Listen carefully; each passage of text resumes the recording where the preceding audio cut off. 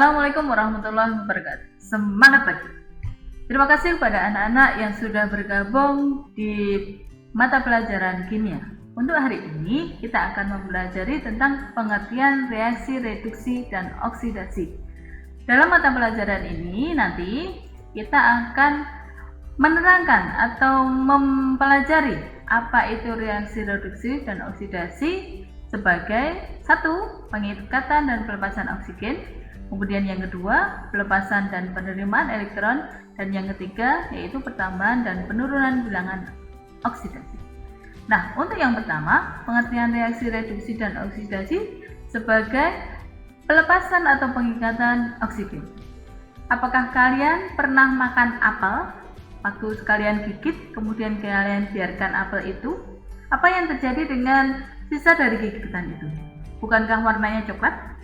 Nah, itu sebenarnya apel itu yang telah kalian gigit itu tadi bereaksi dengan oksigen. Nah, kita mempelajari apakah apel itu bereaksi termasuk reaksi reduksi ataukah reaksi oksidasi. Nah, reaksi reduksi yang kali ini berdasarkan pelepasan atau pengikatan oksigen, reaksi reduksi adalah reaksi pelepasan oksigen. Jadi, kalau nanti kita punya contohnya seperti ini, CuO, nanti dia akan bereaksi menghasilkan tembaga dan menghasilkan oksigen. Nah, itu yang namanya reaksi reduksi karena dia melepas oksigen.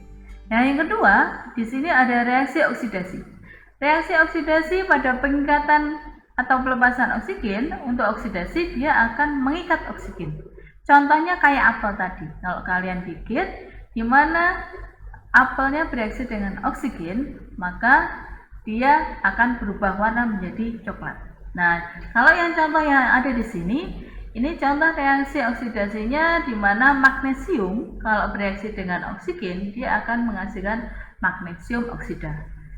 Dan contoh berikutnya juga ada, kalau ada gas metana bereaksi dengan oksigen, itu nanti akan terjadi pembakaran dan menghasilkan gas karbon dioksida dan air. Untuk pengertian reaksi reduksi dan oksidasi yang kedua, yaitu sebagai pelepasan atau penerimaan elektron. Untuk reaksi oksidasi, di sini ada pelepasan elektron, berarti dia nanti mengeluarkan elektron. Sedangkan reaksi reduksi, dia akan menangkap elektron. Contohnya antara reaksi reduksi, Mg dan O2 akan membentuk MgO. Untuk reaksi reduksinya, dia akan menerima elektron. Elektronnya ada di kiri panah. Untuk yang oksidasi, elektronnya ada yang di kanan panah. Ini yang namanya reaksi reduksi dan oksidasi sebagai pelepasan atau penerimaan elektron.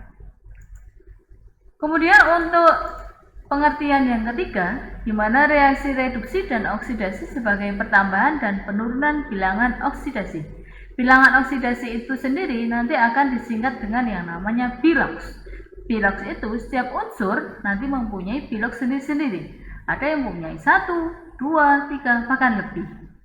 Dan itu nanti bisa dihitung tergantung di mana unsur itu nanti menjadi suatu senyawa. Untuk reaksi reduksi, dia akan mengalami penurunan bilox. Dan reaksi oksidasi, dia akan mengalami kenaikan bilox. Contohnya seperti ini. Kalau ada suatu pembentukan air di mana H2 sama O2 bereaksi, dia akan menghasilkan air, H2O. Di mana untuk bilox dari H di sini, H2, karena dia termasuk unsur bebas, maka biloxnya 0. Seperti O2 juga 0. Tapi setelah H dan O, H2 dan O2 reaksi dia menghasilkan H2O, maka di sini hanya akan menjadi biloxnya plus 1. Kemudian O itu biloxnya minus 2. Nanti O2 yang ada di sini, dia akan mengalami penurunan bilox dari 0 menjadi minus 2. Berarti ini yang namanya reaksi reduksi. Sedangkan H yang mula-mula 0 di sini akan menjadi 1, maka dia akan mengalami kenaikan bilox. Jadi namanya reaksi oksidasi.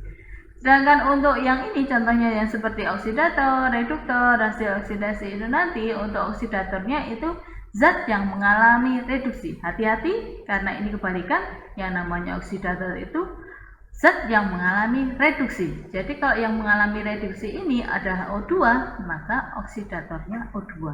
Sedangkan reduktor itu zat yang mengalami oksidasi. Oksidasi berarti yang mengalami ini H2, maka H2 sebagai reduktor. Sebagai H2O, maka ya merupakan hasil dari reaksi reduksi atau reaksi oksidasi. Nah, demikian anak-anak pengertian dari reaksi reduksi oksidasi. Ada 3 pengertian tadi. Silahkan dipelajari lagi. Nanti kapan-kapan kita lanjut untuk mempelajari bilangan oksidasi dari unsur-unsur di mana dia unsur bebas ataupun unsur dalam senyawa. Nanti kita pelajari kemudian di video berikutnya. Terima kasih atas perhatiannya. Tetap semangat, jaga kesehatan, dan semangat pagi. Assalamualaikum warahmatullahi wabarakatuh.